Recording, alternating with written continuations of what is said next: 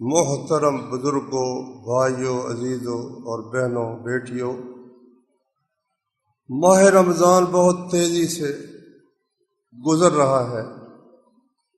آج کے جمعے کے بعد ایک ہی جمعہ آئے گا انشاءاللہ اس میں۔ تو جو آیت میں نے پڑھی ہے یہ سورہ بقرہ میں ماہ رمضان کے سلسلے کی آیات میں سے ایک آیت ہے۔ اس سے پہلے بھی روزے کا ذکر ہے، اس کے بعد بھی روزے کے مسائل کا ذکر ہے، درمیان میں یہ بات اللہ تعالیٰ نے بیان فرمائی ہے۔ اس سے معلوم ہوا کہ روزے کے ساتھ دعا کا خاص تعلق ہے، کیونکہ جب کوئی بندہ اللہ کے لیے کوئی کام سر انجام دیتا ہے، کوئی عمل کرتا ہے، تو اللہ تعالیٰ اس کی برکت سے اس کی دعا قبول فرماتے ہیں۔ جس طرح وہ مشہور واقعہ آپ نے کئی دفعہ سنا ہے، میں تفصیل میں نہیں جاتا، وہ 3 آدمی جو غار میں پھنس گئے تھے اور ان کا سلائیڈنگ سے غار کا منہ ہی بند ہو گیا، زندہ دفن ہو گئے۔ وہاں انہوں نے پھر سوچا کہ اب نہ ہماری آواز باہر جا سکتی ہے، نہ کسی کو اطلاع ہو سکتی ہے، کوئی عمل جو تم نے خاص اللہ کے لیے کیا ہو وہ پیش کرو۔ تینوں نے اپنا ایک ایک عمل پیش کیا، اللہ نے ان کو اس موت سے نجات عطا فرما دی۔ تو اس لیے اللہ تعالیٰ نے ماہ رمضان کے تذکرے میں دعا کا خاص طور پر ذکر فرمایا ہے کہ جب میرے بندے پوچھیں میرے بارے میں تو ان کو بتا دو بالکل قریب ہے، کوئی وسیلہ ڈھونڈنے کی ضرورت نہیں ہے، کوئی پوڑی لگانے کی ضرورت نہیں ہے۔ یہ جو کہتے ہیں جی یہ ڈی سی صاحب کے پاس جانا ہو، چھوٹا سا افسر اس کے پاس جانا، پہلے جناب چپڑاسی کے پاس جانا پڑتا ہے، پھر اس کا آگے جو رجسٹرار ہوتا ہے اس کے پاس جانا، تم سیدھے ہی اللہ تک پہنچ گئے۔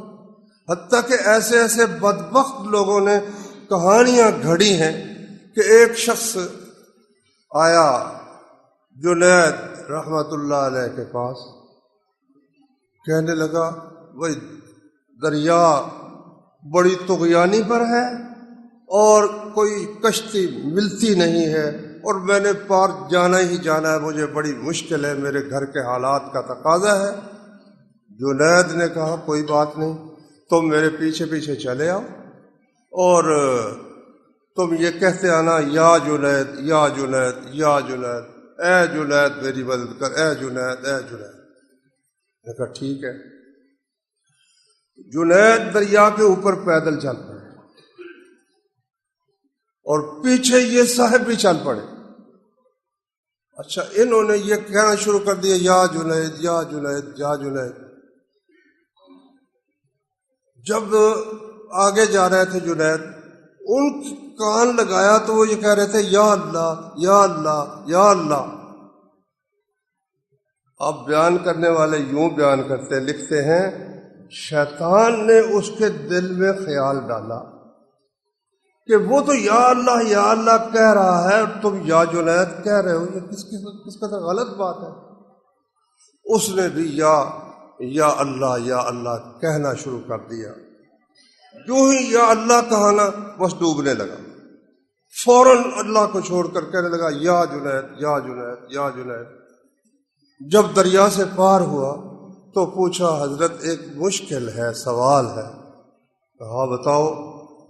کا سوال یہ ہے کہ آپ کہہ رہے تھے یا اللہ، مجھے بتایا تھا یا جنید، تو میں نے جب یا اللہ کہا تو میں تو ڈوبنے لگا تھا، تو آپ یا اللہ کہہ رہے تھے، میں یا جنید کہا تو بچ گیا اور یا اللہ کہا تو غرق ہونے لگا۔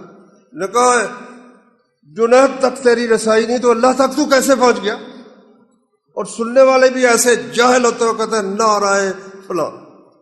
اور جاہلو قرآن کو دیکھو، قرآن کہتا ہے اذا سالک عبادی عنی فانی قریب۔ جب میرے بندے تجھ سے میرے بارے میں پوچھے تو کوئی واسطے کی ضرورت نہیں ہے کہ فلاں تک پہلے پہنچو اور پھر فلاں تک پہنچو۔ کیوں خالق و مخلوق میں حائل رہے پردے، پیران کلیسا کو کلیسا سے اٹھا دو۔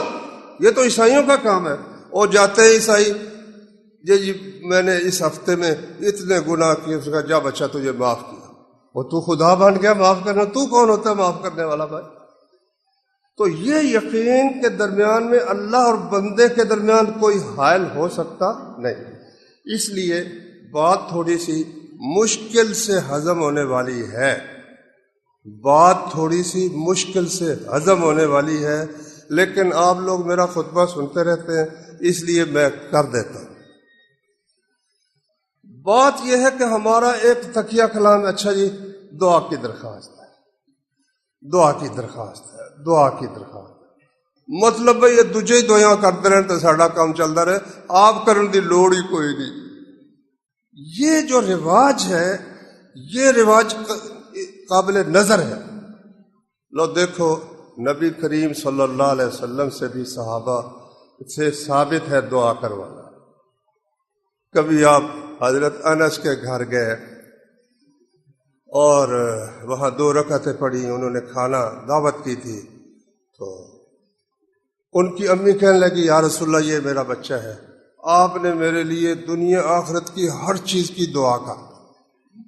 ٹھیک ہے، ثابت ہے، لیکن اب جو ایک رواج بنا ہوا ہے نماز کے بعد دعا کریں سارے مل کر، ایک بھی رکا آ جاتا ہے جی دعا کیجئے، دوسرا بھی رکا آ جاتا ہے دعا کیجئے، میرا بچہ بیمار ہے، کوئی کہتا ہے میرا امتحان ہے، کوئی کچھ کہتا ہے، کوئی کچھ کہتا ہے۔ 13 سال نبی کریم صلی اللہ علیہ وسلم مکہ مکرمہ میں رہے، وہاں جماعت کی صورت مشکل تھی، بلکہ چھپ چھپا کر نماز پڑھتے تھے۔ مدینہ میں گئے، اللہ نے اپنا وطن عطا کر دیا، پھر با جماعت نماز ہوتی تھی۔ آپ کو بھی جمعے پڑھتے ہوئے مدتیں گزر گئیں، درس سنتے ہوئے ہمیں بھی الحمدللہ۔ کبھی آپ نے یہ کہیں پڑھا یا سنا ہے کہ نماز کے بعد ایک اٹھا، اس نے کہا یا رسول اللہ میرے بچے بیمار ہے دعا کیجیے، دوسرا اٹھا اس نے کہا جی میں بڑا رزق میرا تنگ ہے دعا کیجیے؟ کہیں آپ نے پڑھا ہے کسی بھائی نے تو مجھے بھی بتا دو، یا کہیں سنا ہے تو مجھے بھی بتا دو۔ ضرورت تو ان کو بھی تھی نا، نبی کریم صلی اللہ علیہ وسلم نے انہیں تعلیم یہ دی تھی خود دعا کرو، دوسروں کو کہتے رہو دعا کرو دعا کرو۔ صرف اجتماعی دعا کی ایک مثال ملتی ہے، وہ کیا ہے کہ رسول کریم صلی اللہ علیہ وسلم خطبہ دے رہے تھے، ایک بندہ سامنے دروازے سے آیا، کہتا یا رسول اللہ مال مویشی ہلاک ہو گیا، کیسے سفر کرنا ناممکن ہو گیا، راستے میں پانی نہیں ہے، لوگ فوت ہو رہے ہیں، دعا کیجئے اللہ سے دعا کیجئے اللہ بارش۔ نبی کریم صلی اللہ علیہ وسلم نے ہاتھ اٹھا دیے، سب صحابہ نے بھی ہاتھ اٹھا دیے، بخاری شریف کی حدیث ہے۔ آپ نے فرمایا اللہم اسقنا اللہم اسقنا اللہم اسقنا، یا اللہ ہمیں بارش دے، یا اللہ ہمیں بارش دے، یا اللہ ہمیں بارش دے۔ بس اتنا ہی کہا، سلا پہاڑی تھی ایک طرف، صحابی کہتا اس کے پیچھے سے ایک چھوٹی سی بدلی نکلی اور درمیان میں آ کر پھیل گئی، اور خطبے دوران ہی پانی برسنی شروع ہو گئی۔ نبی کریم چھت ٹپک پڑی اور نبی صلی اللہ علیہ وسلم کی داڑھی پر پانی کے قطرے گرنے لگے۔ بڑا ہمت والا بھی تھا نا، اس کو گھر میں جانا مشکل ہو گیا۔ اور آپ نے میدان میں نکل کر دعائے استسقاء نماز بھی پڑھی ہے اور دعا بھی کی ہے۔ اس کے علاوہ کوئی مثال اس کی تو ملتی ہے، کسی نے درخواست کی دعا کیجیے، آپ نے کر دی، لیکن یہ جو اہتمام ہے اس کا نتیجہ میں تو یہی اکثر مجھے سمجھ آتا ہے کہ ہر بندہ یہ چاہتا ہے کہ دوسرے اس کے لیے دعا کر دیں، اور دوسرے کے متعلق سوچو جو اپنے لیے نہیں کرتا تیرے لیے بیچارہ کیا کرے گا۔ خود فکر کر، دوسروں کی دعا پر نہ رہو۔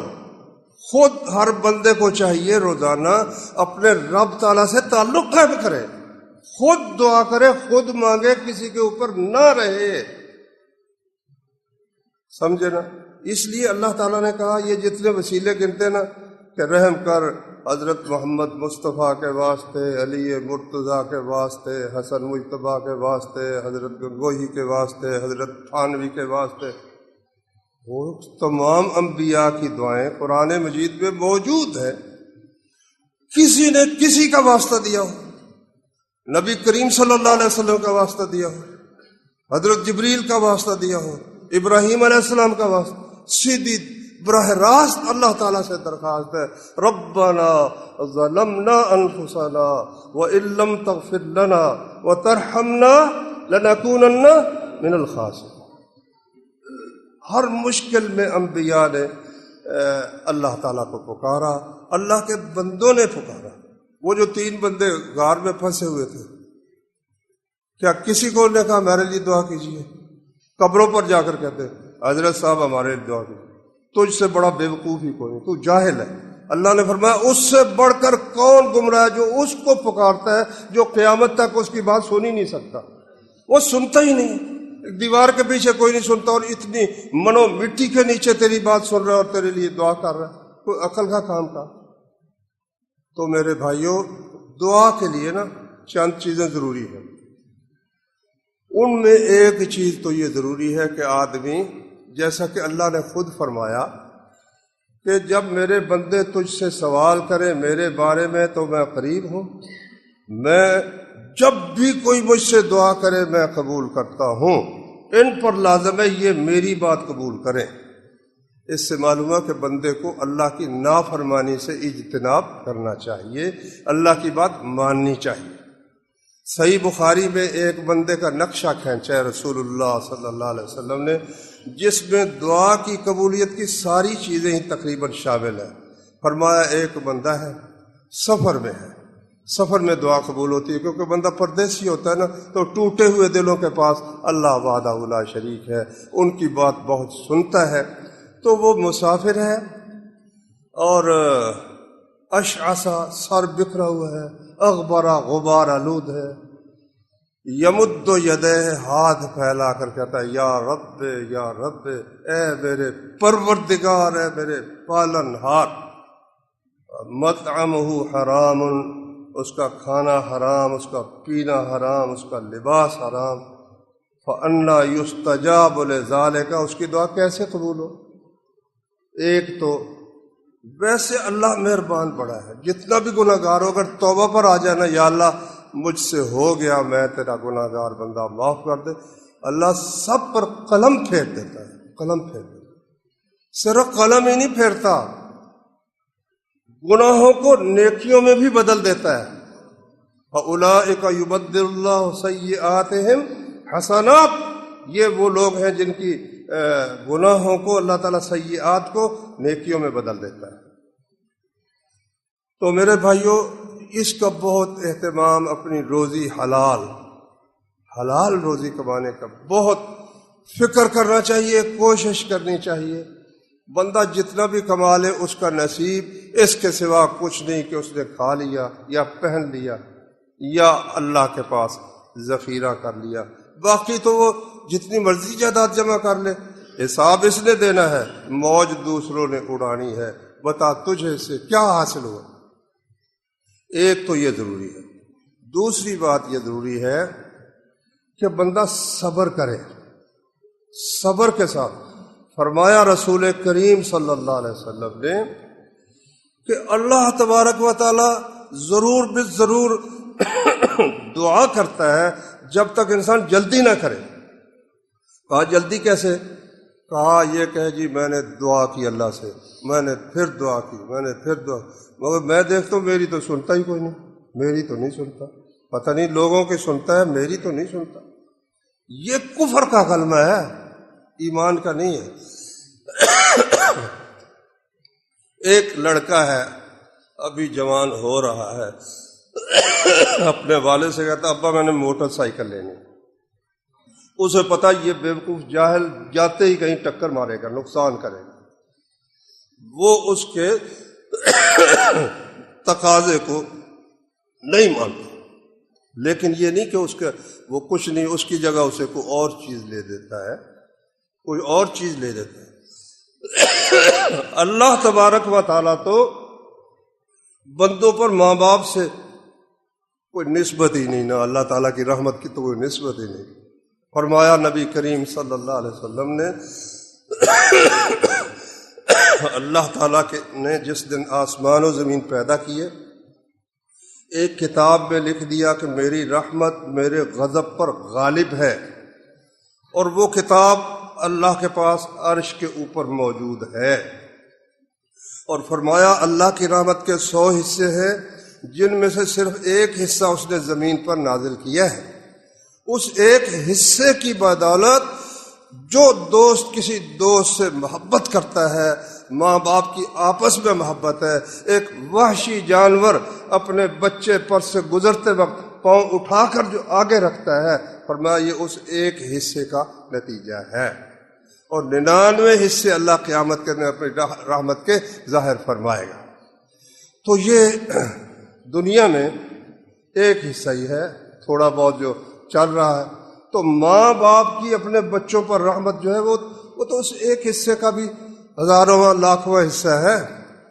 تو اللہ کی رحمت وہ کوئی مانگے، بندہ اپنے رب سے مانگے اور وہ نہ دے، یہ نہیں ہو سکتا۔ نبی کریم صلی اللہ علیہ وسلم نے فرمایا جو شخص اپنے رب سے مانگتا ہے 3 چیزوں میں سے ایک چیز اس کو ہر حال میں ملتی ہے، یا تو جو اس نے مانگا اسی طرح اس کو مل جاتا ہے، یا جو کچھ اس نے مانگا ہے نا اس پر آنے والی برائی اتنی ٹال دی جاتی، مصیبتیں ٹال دی جاتی، یا پھر اللہ تعالیٰ کے علم کے مطابق اس کے لیے بہتر ہوتا ہے کہ اس کو نہ وہ دی جائے چیز دنیا میں، آخرت کے لیے ذخیرہ کر لی جاتی ہے۔ آخرت میں تو بہت ضرورت ہے، دنیا میں تو اتنی ضرورت نہیں ہے، آخرت میں بے حد ضرورت ہے، اس لیے دعا میں کبھی کمی نہیں کرنی چاہیے، اور صبر کے ساتھ کام لینا، صبر کے ساتھ۔ میں آپ کو 2-3 پیغمبروں کا انشاءاللہ قرآن مجید سے حال سناتا ہوں، کس طرح انہوں نے صبر کیا اور اللہ تعالیٰ نے آخر کار ان کی دعا قبول فرمائی۔ ابراہیم علیہ السلام کو دیکھو کہ انہیں آگ میں پھینکا گیا اور اللہ تعالیٰ نے ان کو آگ سے بچا لیا۔ اب نہ ان کا قبیلہ ساتھ ہے نہ قوم ساتھ ہے، وطن میں بھی وہ نہیں رہ سکتے۔ انی ذاہب الی ربی، میں اب یہاں یہ رہنے کے قابل جگہ نہیں کہ اتنا بڑا معجزہ دیکھ کر صرف ایک آدمی ایمان لایا، وہ تھے لوط علیہ السلام، باقی کوئی ایمان ہی نہیں لایا، حال اپنی آنکھوں سے ساری بات دیکھی۔ پھر انہوں نے دعا کی یا اللہ اپنی فوج دے دے، رب ہب لی من الصالحین، یا اللہ مجھے صالح بیٹا عطا کر دے۔ مدتیں گزر گئی۔ ایک دن مہمان آئے، سورہ ہود میں اللہ نے ذکر فرمایا، مہمان آئے تو خاموشی کے ساتھ اندر چلے گئے، انہیں نہ پوچھا کیا کھاؤ گے، کیا پیو گے، ٹھنڈا پیو گے کہ گرم پیو گے، خاموشی سے اندر گئے۔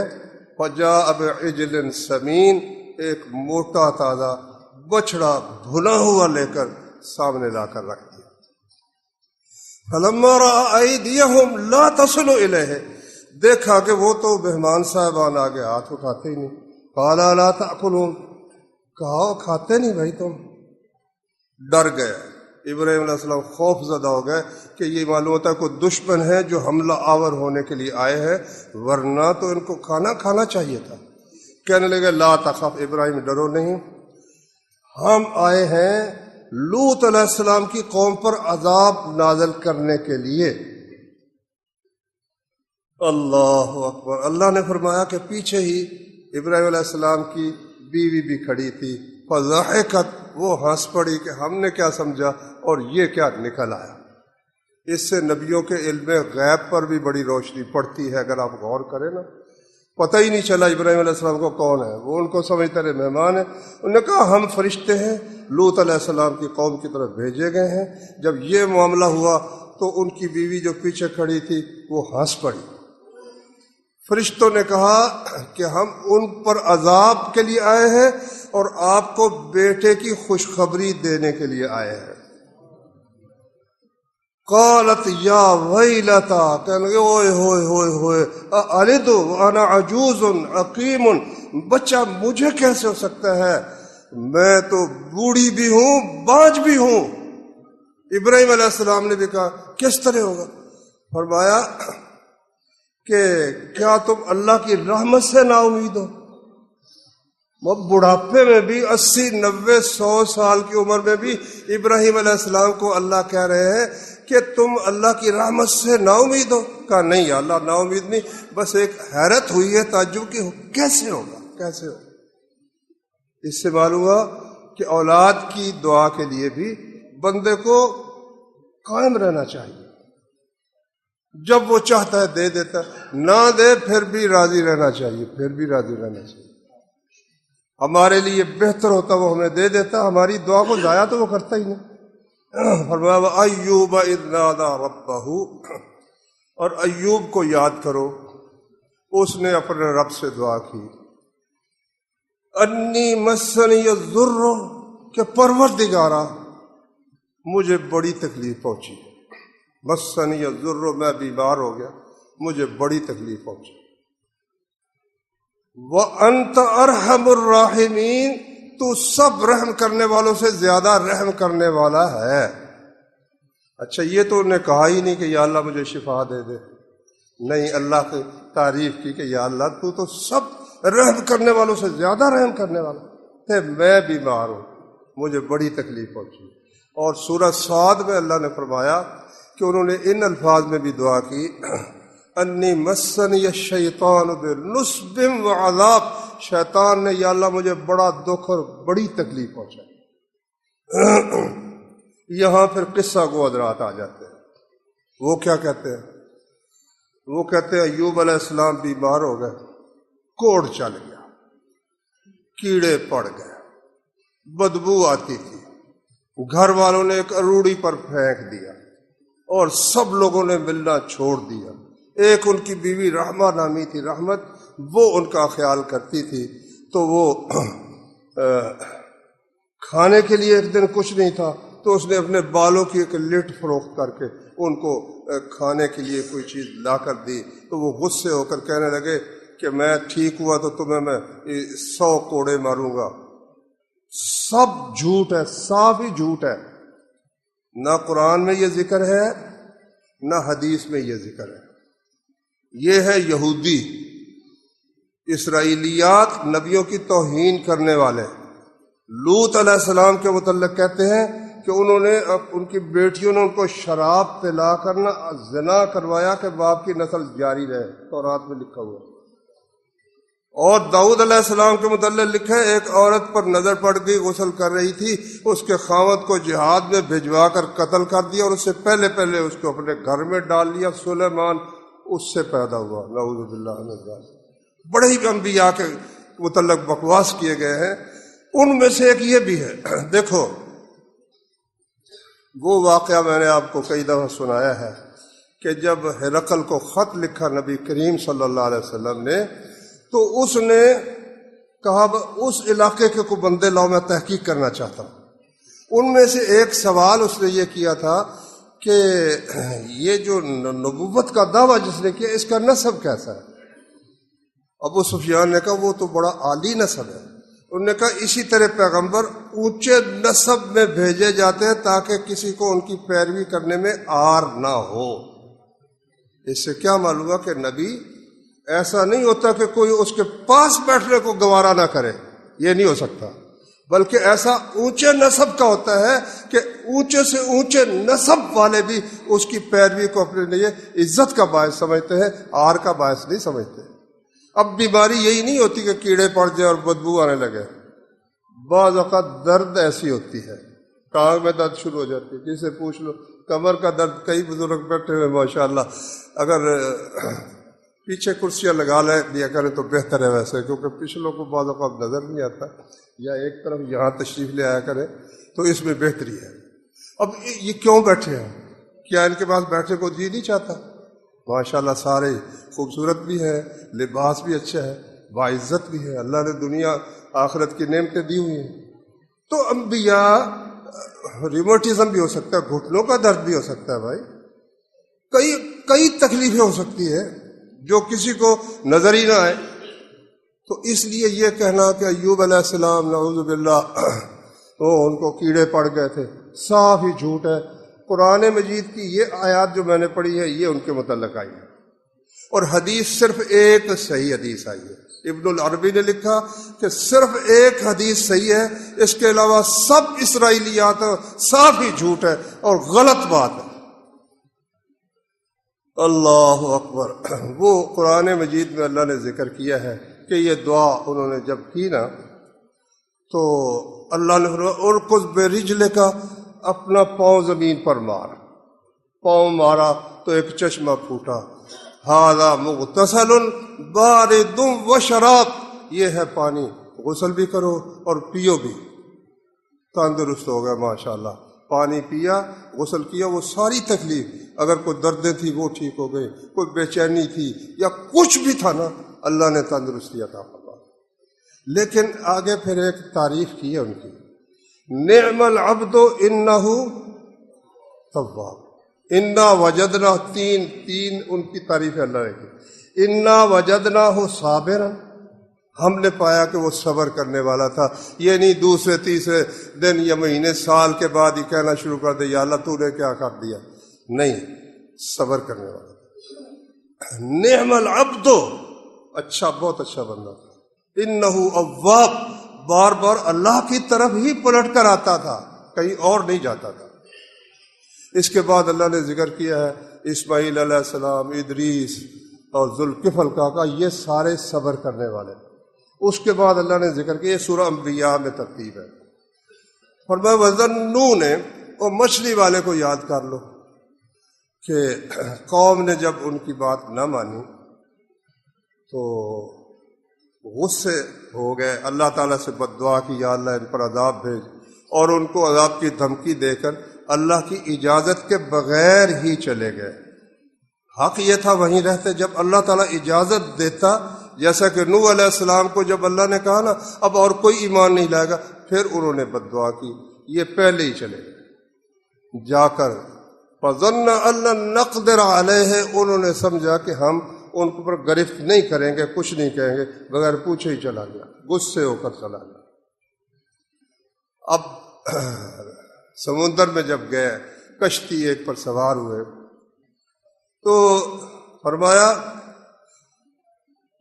کہ ذُنُّون کو یاد کرو، جب کشتی پر سوار ہوئے تو کشتی میں سواریاں زیادہ تھیں، سواریاں زیادہ تھیں تو کچھ طوفان آیا تو کشتی غرق ہونے کا اندیشہ پیدا ہو گیا۔ ایسے موقع پر پہلے سامان پھینکتے ہیں، پھر کچھ سواریاں پھینکتے ہیں کہ کچھ ہی بچ جائیں۔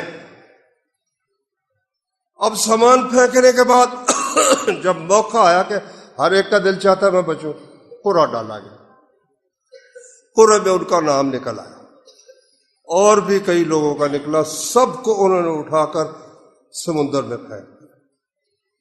مچھلی نے ان کو سالم ہی نگل لیا۔ فنادا فی الظلمات، اندھیروں میں اس نے پھر اللہ کو پکارا۔ مچھلی کے پیٹ کا اندھیرا الگ، سمندر کے پانی کا اندھیرا الگ۔ اللہ نے ظلمات، کئی اندھیرے تھے، نہ کوئی وہاں مقدمہ ہو سکتا ہے، نہ پیچھے ملاقات ہو سکتی ہے، نہ کوئی وکیل ہے، رستہ ہی کوئی نہیں۔ فنادا فی الظلمات، انہوں نے پھر اندھیرے میں کہا لا الہ الا انت، یا اللہ تیرے سوا تو کوئی معبود نہیں، میں کس کو پکاروں؟ سبحانک، تو پاک ہے، تیرے لیے مجھے یہاں سے نکالنا کچھ مشکل نہیں ہے۔ انی کنت من الظالمین، میں تو شروع سے ہی ظالموں سے، کنت میں نے ہمیشہ، میں تو ہمیشہ ہی ظالموں سے، یہ کہا ہی نہیں مجھے نکال لے، بس اللہ کی تعریف ہی کرتے ہیں۔ فاستجبنا لہ، ہم نے ان کی دعا قبول کی، ونجیناہ من الغم، غم سے انہیں نجات دے دی۔ مچھلی کو حکم ہوا کہ اس کو پھینک، وہ نکلی اور کنارے پر آئی، یونس علیہ السلام کو پھینک کر چلی۔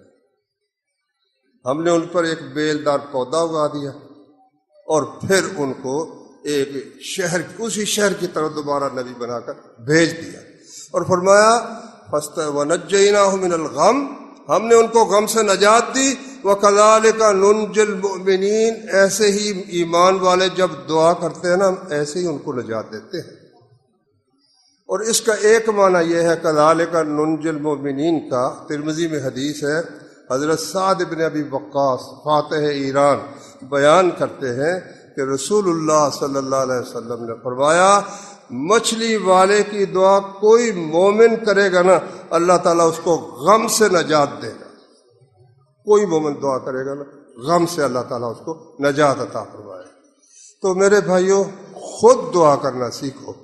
دوسروں کو کہتے پھرنا دعا کرنا دعا کی درخواست ہے، یہ کوئی عام رواج اصحاب کرام میں ہو کہ جب کوئی کسی کو ملے تو اس سے الوداع ہوتے وقت دعا میں یاد رکھو دعا کی درخواست ہے.